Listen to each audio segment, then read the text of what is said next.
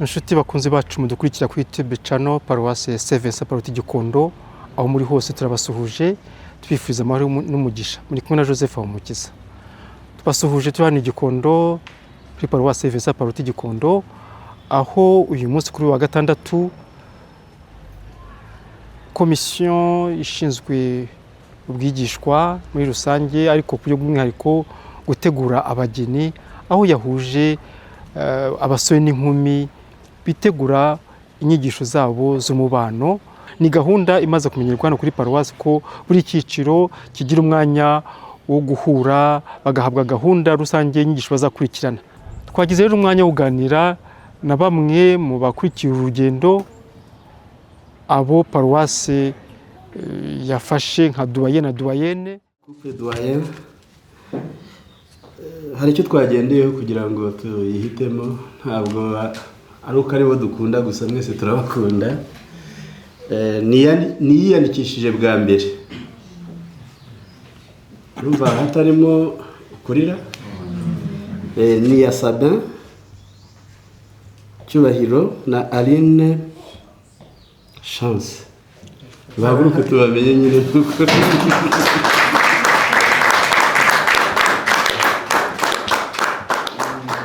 ni ibyishimo rero kuba turi hano kuri uno munsi. Mbere na mbere ni ibintu byo gushimira Imana. Ndakeka twese turi hano, uru rugendo hari ikintu dufitemo, hari ukuntu tubitekereza. Buriya gukundana witwa uvuga n'umuntu ngo murakundana, no gufata uno mwanzuro kugira ngo mugiye gukora famiye cyangwa gushinga urugo, ni ibintu bibiri bitandukanye. Ubuzima mwari mubayemo mbere n'ubuzima mujyamo nyuma yo gufata icyo cyemezo ni ikintu gitandukanye cyane. Turashimira Imana ko turi aha ngaha koko twaratangiye urwo rugendo. Hari ababyifuza bajya kubitangira bakajya bahura n'utuntu, umwe agakata undi agakataha, bya bindi byari urukundo bikarangira uko kubera icyo kintu bashatse kujyamo. Rero ni iby'agaciro kuba turi aha ngaha twese ku giti cyacu. Turashimira Imana kuba turi aha ngaha twaratangiye n'urwo rugendo. Ikindi turashima kubwo kuba mwaduhaye, kuba ntawabiduhaye, ni Imana yabikoze. Ni Imana yabikoze. Kuba twabaye ba doyen na doyenne ni iby'agaciro cyane. Mu bitekerezo byanjye numva ko bino bintu ni ibintu byoroshye, kuko ibyo turi gukora ntabwo ari umugambi wacu, ni umugambi w'Imana, kandi abari kumwe n'Imana irabasanga babiri cyangwa batatu aho bateraniye ibiri kumwe nabo. Tuza turi babiri, buriya n'abaza ari umwe buriya baba bari kumwe, kuko ntabwo wakifata mu buryo bwa padiri ngo turashaka biriya uri umwe, muba muri babiri. Rero Imana iri kumwe natwe, biroroshye. Njye numva mfite icyizere cy'uko bizagenda neza. Roho Mutagatifu hari ibyo arimo aradutekera binyujije mu bavandimwe baduha amasomo, bazaduha byinshi cyane. Twiteguye kubyakira, tuzagerageze tubyitabire kandi ntituziyobora, ahubwo tuzumva ijwi rituvugiramo rituyobora, kuko ibi turi gukora ntabwo ari umugambi wacu, ni umugambi w'Imana. Umuryango ni umugambi w'Imana. Fiance nawe nagira icyo ababwira. Tuziga ibintu byinshi, twese twaje kwiga dufite ibyatuzanye. Hari ibyo nashakaga kwiga, hari ibyo n'undi yaje kwiga.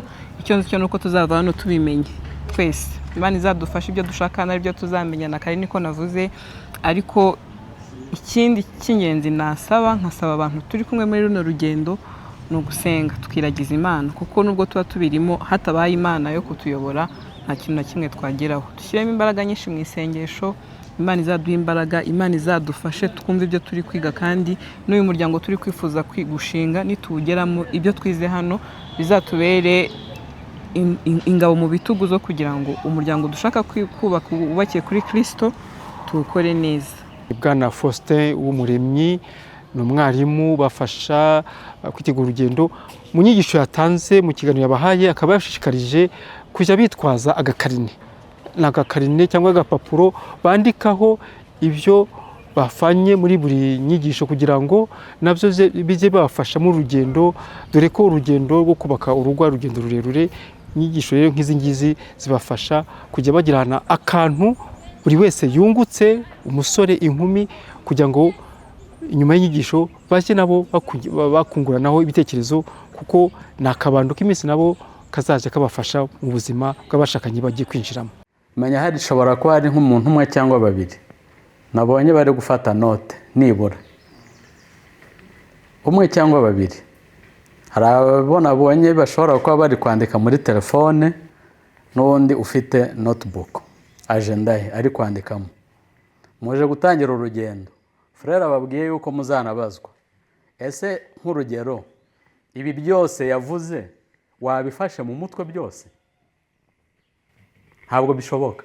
Nanjye ubwanjye nubwo nsanzwe mbizi ariko ntabwo nigeze mbifata, hari ibyancitse. Tugire rero umuco, niba ugiye ahantu mu nama, niba ugiye mu nyigisho, ugiye kwitabira ikiganiro runaka, twara ikaramu, utware na notebook uze gufata note zawe, cyangwa se bafite za smartphones zishoboye agafatamo note. Ariko ugira ikintu ushobora nyuma yo kuva mu nama, kuva aho ngaho, ugira icyo ushobora kureberaho wiyibutsa ibyabaye, simbyo? Tubigere rero umuco, ni nabwo kuko na nyuma y'ubukwe muzajya mugira umwanya wo kongera gusubiramo ubwanyu, mujye mureba ati harya kangaka mpuye nako, ariko mu by'ukuri twigeze tukaganiraho igihe twari turi muri urugendo.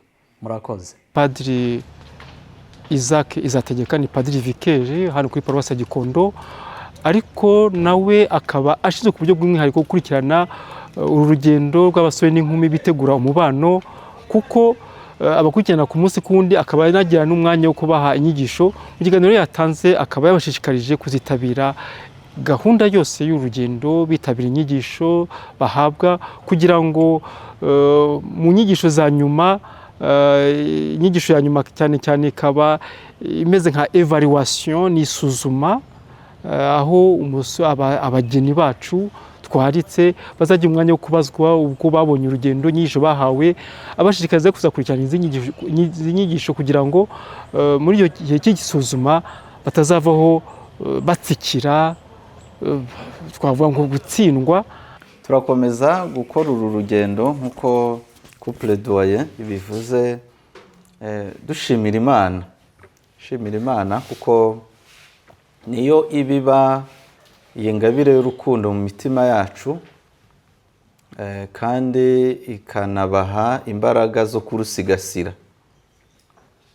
Tukabifuriza rero kuzavoma, kandi mukavomera nyine mu mpo nzima, kugira ngo ibyo muzigishwa, ibyo muzasangira bizabashe kubaherekeza, bibatere imbaraga mu rugo muzaba mugiye gushinga.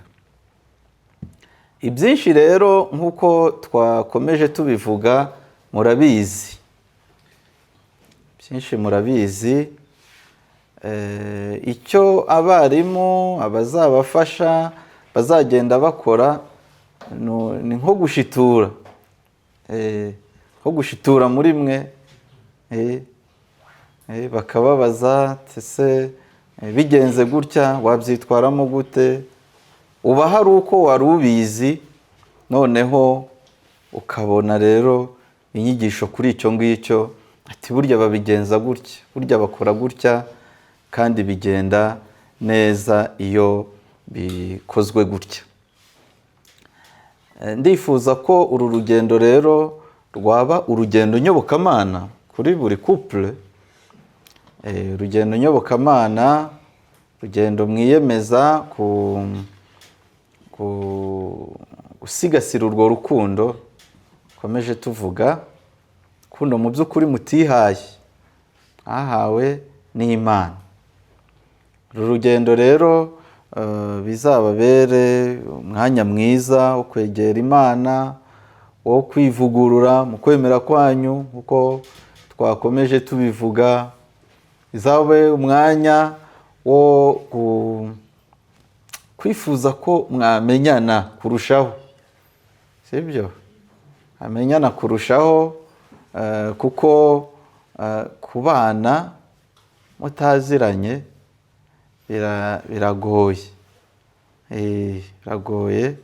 Ngo rero zishimire ko umuvandimwe akubajije umusubiza, akubajije umusubiza, bikaba byiza mukamenyana, muzakorana urugendo, kandi icyo tubifuriza ni uko mwazarusoreza kwa Jambo ijabiro. Ubundi rero abarimu bo barahari bazabafasha, na paruwase izakomeza ibabe hafi uko ishoboye. Ubundi imyiteguro rero yegereje, tuzagira icyo gihe cyo guhura, maze turebe niba koko aho ngo imfura zisezeraniye niho zihurira. Icyo ni igisubizo kimwe, ariko ngo nihatanze indi irahaborera, sibyo? Ibyo ni ibisubizo bibiri kuri uwo mugani uvuga aho imfura zisezeraniye. Ubwo rero nyine randevu ni icyo gihe, aho nyine couple iza ikagaragaza niba koko inyigisho babonye, urugendo bakoze,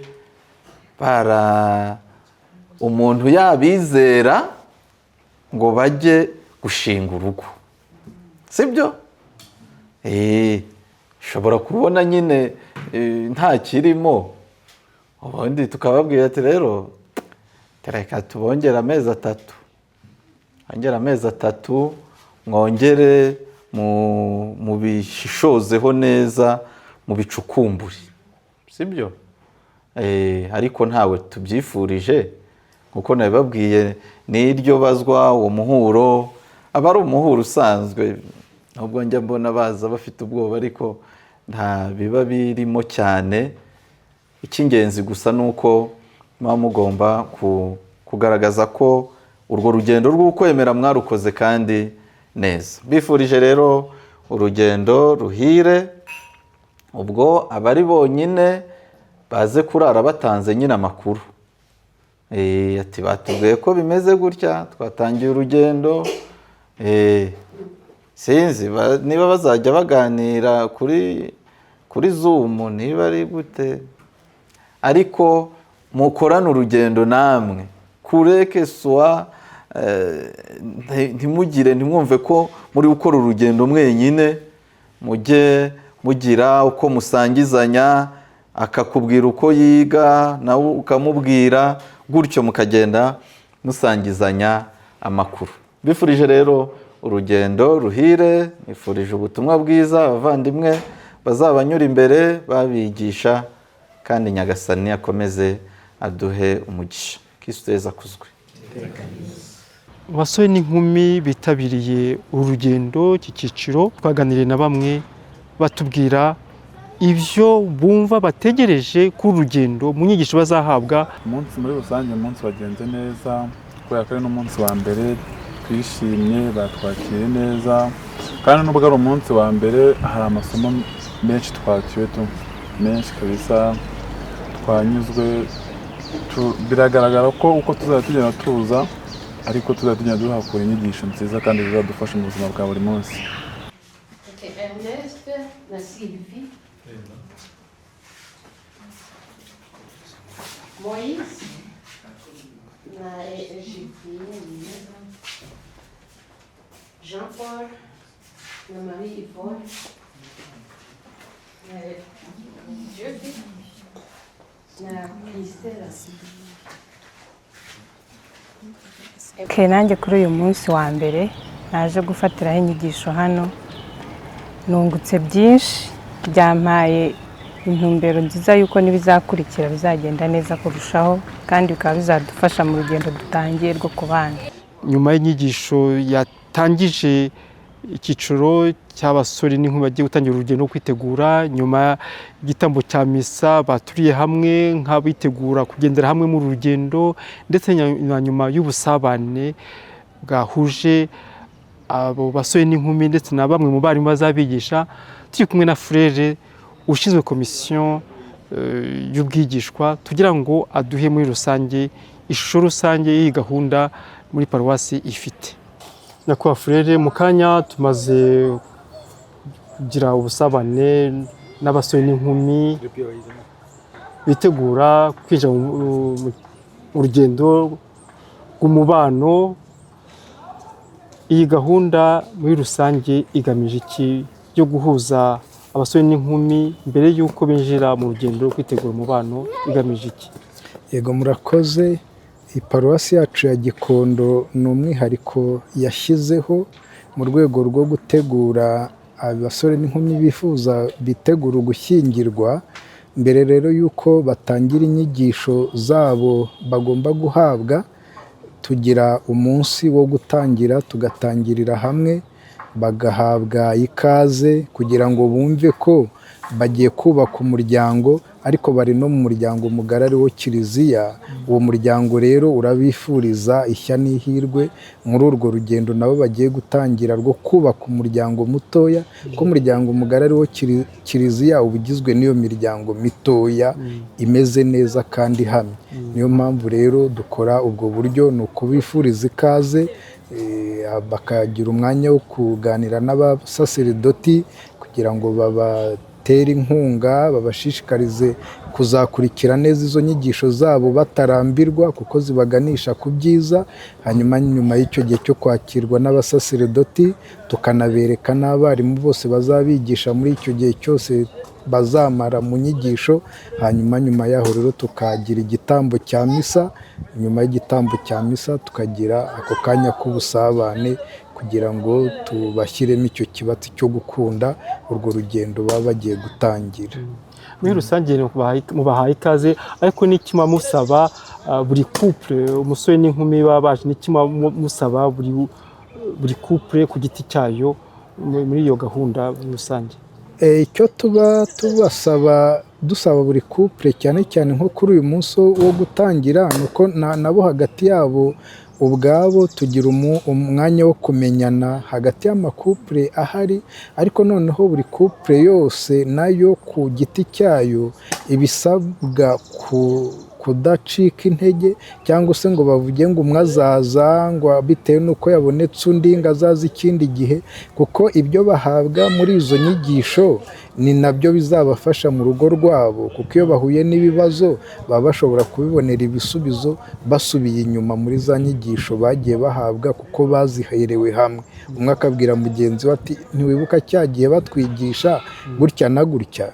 Birafasha rero kuruta uko umwe yaba yaje kwiga wenyine mugenzi we wenda adahari. Icyo tubasaba buri couple ni uko bose bagomba kuba bari hamwe, ariko nanone hari abo yenda bidakunda bitewe n'impamvu z'imirimo. Umwe akavuga ati wenda ndi Cyangugu niho nkorera akazi kanjye, nasabye wenda ko nakwigira muri paruwasi iyi n'iyi, ariko mugenzi wanjye nawe akaba ashobora gukurikirira inyigisho hano. Izo kese nazo ziba zibaho, ariko birafasha iyo noneho inyigisho bazisangiriye hamwe, noneho n'ibibazo bazahura nabyo bakabikemura bashingiye kuri za nyigisho bahawe. Ubwo ni gahunda izamara igihe kingana iki? Ubu iki cyiciro dufite ni icya 4 kuva dutangiye inyigisho z'amezi 6. Ubundi mbere twagiraga amezi 2, twateguraga abageni igihe cyo kuba mu nyigisho cy'amezi 2, n'ukundi kwezi kubanza ko kw'imyiteguro bikaba amezi 3, ariko ubu bitewe na Arikidiyoseze ya Kigali yifuje yuko inyigisho zigenewe abifuza gushyingirwa zaba amezi 6. Ubu rero iki cyiciro dutangiye ni icya 4 kuva dutangiye iyo gahunda y'amezi 6. Tuzi ko abasore n'inkumi bitegura gushinga urugo, abenshi baba batarabana, bamenyana ku buryo butandukanye. Ese nk'izo nyigisho basabwa gukurikirana hamwe, iyo bibaye ngombwa ko batazikukira hamwe bigenda gute?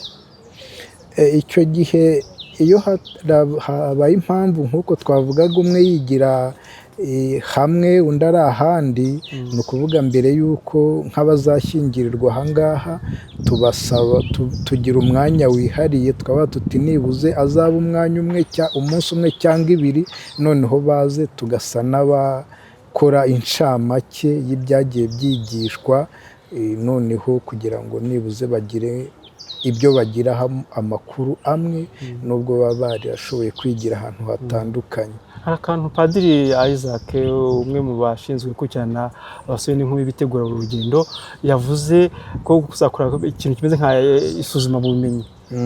Kariya kantu ko kaba kagamije iki? Ese mubona wenda kadatuma abasore n'inkumi bagira ubwoba bitegura bavuga ati ni igitutu paruwasi igiye kudushyiraho? Kariya kantu ka evaluation kameze gute? Oya, ahubwo bituma babikunda cyane, bituma kuko iyo urebye paruwasi yacu ihorana umubare munini cyane w'abantu bashaka kuhitegurira izo nyigisho zo gushyingirwa, nubwo baba bazi ko harimo icyo kintu cya evaluation. Ko tugitekereza twaravugaga ngo iyo baje kwiga babanza kugira igihe cyo kubonana na padiri mukuru.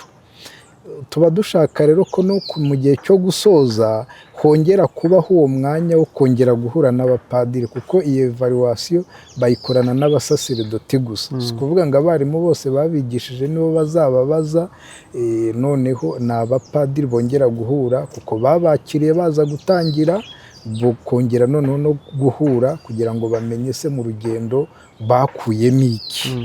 Ntabwo rero bibaca intege. Ubwo rero tugira uwo mwanya wo kubazwa, ni ukubazwa hanyuma noneho, ariko na nyuma y'iryo bazwa barongera bakaganira kuri byinshi, ntabwo birimita kuri ibyo bibazo gusa, baraganira. Umuntu yavuga ko ni nko gusoza rwa rugendo batangiranye. Mbere ko batangira inyigisho babanza kubonana na padiri, no mu gusoza inyigisho rero bakongera guhura muri evaluation. Noneho nyuma y'iyo evaluation iba yakozwe n'abapadiri, tukagira noneho igihe cyo guhura rusange y'amakupure yose, tukongera tukagira couple dutegura iza ikabaha ubuhamya. Nyuma y'ubuhamya hakaba igitambo cya misa, noneho tukagira ubusabane bunini nyine bwo gusoza. Noneho muri icyo gihe cyo gusoza rero buri cyiciro cyose twakiriye tubakorera gurupe yabo ya WhatsApp, ku buryo buri gihe tuba tubafite, niyo bamaze gushyingirwa tuba tubafite muri ya magurupe yabo ya WhatsApp. Noneho tukabasaba tuti ntabwo twahujwe no kwiga ngo nimusoza muvuge ngo wenda hari twabageretseho umutwaro uremereye, ahubwo twifuza ko nk'uko mwahuriye muri poromosiyo imwe mwakomeza kuba inshuti mukarema umuryango, noneho na nyuma yo gushyingirwa abantu bakaba bashobora kubana kandi mugakomeza kwiyumva kuko muri n'inshuti za paruwasi nyine yabaherekeje muri urwo rugendo rwo gushyingirwa. Mutangije gahunda y'amezi 6, ariko se hageze nk'uwaba yacikanywe kandi yashakaga kuzasezerana muri iki cyiciro, bigenda gute icyo gihe? Ntago izo kese zidasanzwe twari twahura nazo, ariko nanone kugira ngo bitazagira uwo bibera imbogamizi, abasaseredoti bacu bari bifuje ko nubwo ari amezi 6, ariko ntabwo twatangira mu kwa mbere ngo dusoze mu kwa 6, ngo tuvuge ngo tuzongera dusubukura ikindi cyiciro mu kwa 7 tugeze mu kwa 12. Mo hagati twagiye dushyiramo ibindi byiciro, ku buryo abatangiye mu kwa mbere nibasoza mu kwa 3 tuzatangira ikindi cyiciro, kugira ngo abajemo mu kwa kabiri hagati babandike, ariko bitegura ko ubwo mu kundi kwezi kuzakurikiraho bashobora gutangira inyigisho. Ariko buri cyiciro cyose kikagenda gikurikiranwa habarwa y'amezi 6 nyine ateganyijwe na diyoseze, ku buryo inyigisho zose zateganyijwe bashobora kuzihabwa muri icyo gihe kiba gihari. Ariko nibuze aho umuntu aziye akaba azi ko imbere hari icyiciro ashobora kuzinjiramo. Twasanze dukoze ibyiciro 2, hari abashobora kutibona. Tugira ibyiciro 4 rero, ariko buri cyiciro cyose kikaba kigomba kwiga ayo mezi 6. Ntekereza ko rero wenda bashobora kuza mu buryo budasanzwe, yenda bibaye impamvu z'imirimo cyangwa iki, bo babivugana na padiri mukuru. Icyo gihe padiri mukuru niwe watubwira icyo twashobora kubikoraho.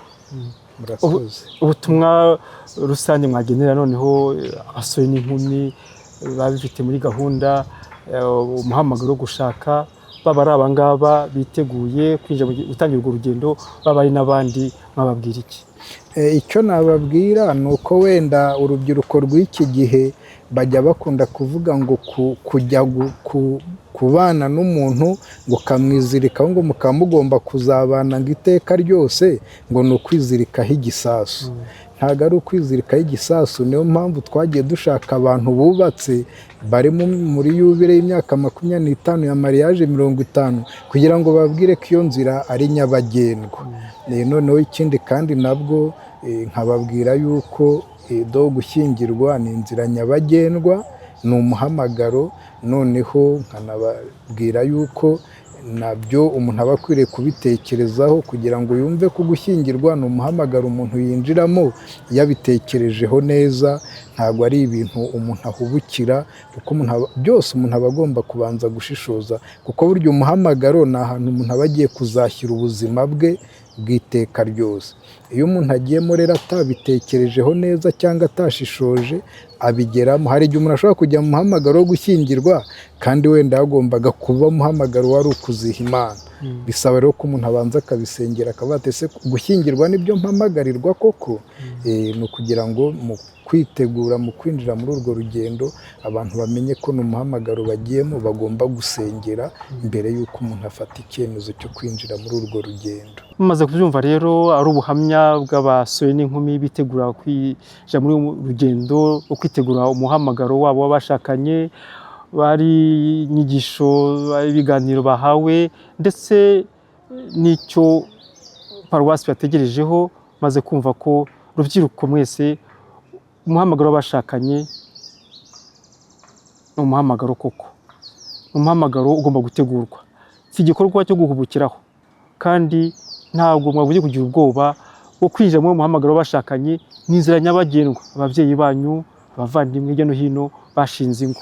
Twese rero tubaragije Imana, cyane cyane tuzirikana abangaba binjiye mu rugendo rwo kwitegura umuhamagaro wo gushinga urugo. Nyagasani abaho umugisha kandi ingo zanyu zizarame.